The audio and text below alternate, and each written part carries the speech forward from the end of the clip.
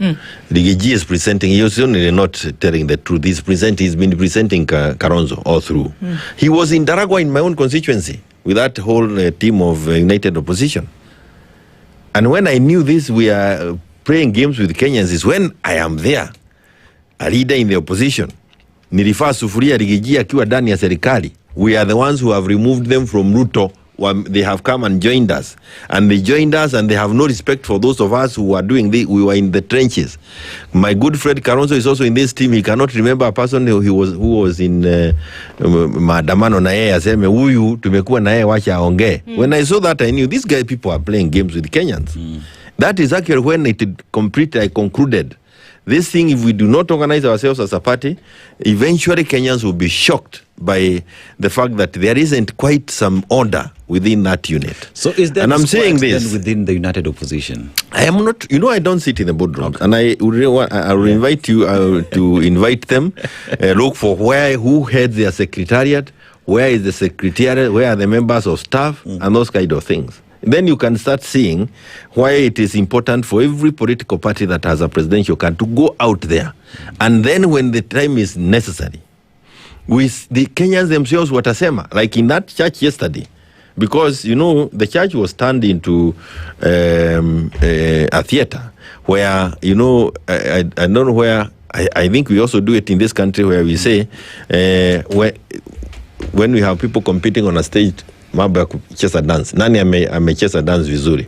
As many as of who like this wanapiga duru, wengine wanapiga duru, wengine wanapiga duru, na wale mwenye atapata duru mingi ndio popular. Yes. Yesterday, you do it in parliament as well. Now, yes, even in thank you so much. It is the how of that opinion. That's where we are. And yesterday it happened in that place. It was, I'm sure Muturi left knowing that perhaps his candidate was not as popular as Matiang'i was in that church.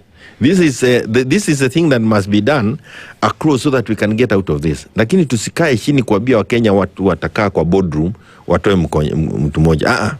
And again, it's also not it's not useful to think that UDA can remove UDA. And I say no more.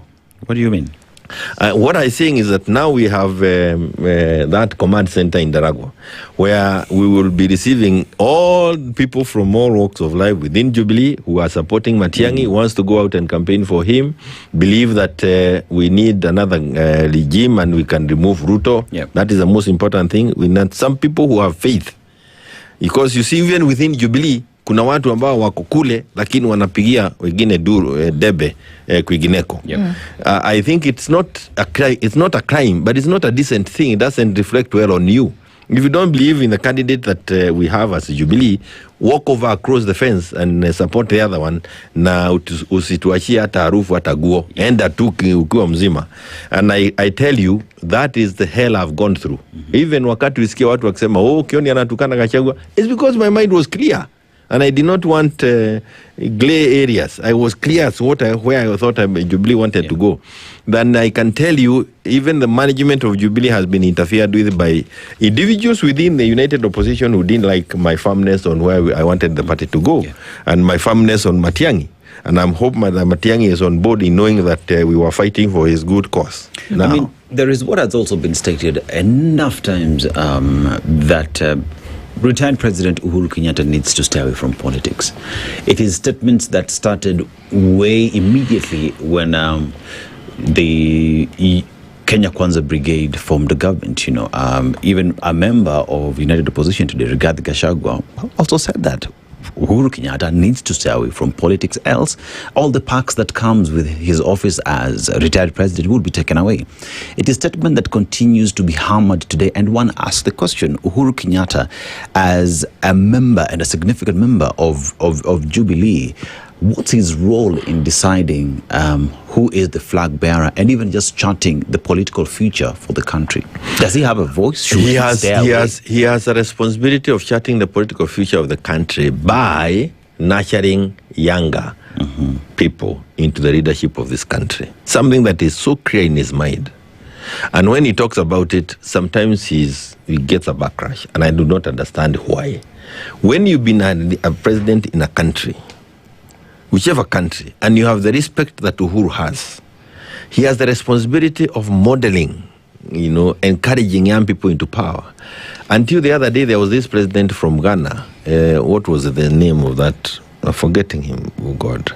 But I think he came from the army. And he was all over Africa talking, giving lectures on how you can get into leadership. He transformed Ghana. How can I forget his name? Jerry Rawlings. Jerry Rawlings, thank you.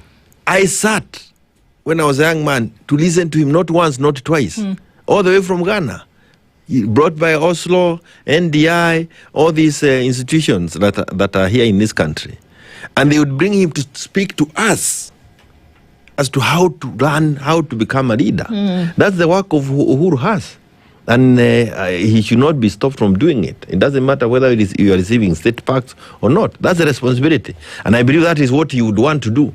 The quarrels we had in Jubilee delayed him into ushering himself into that kind of space.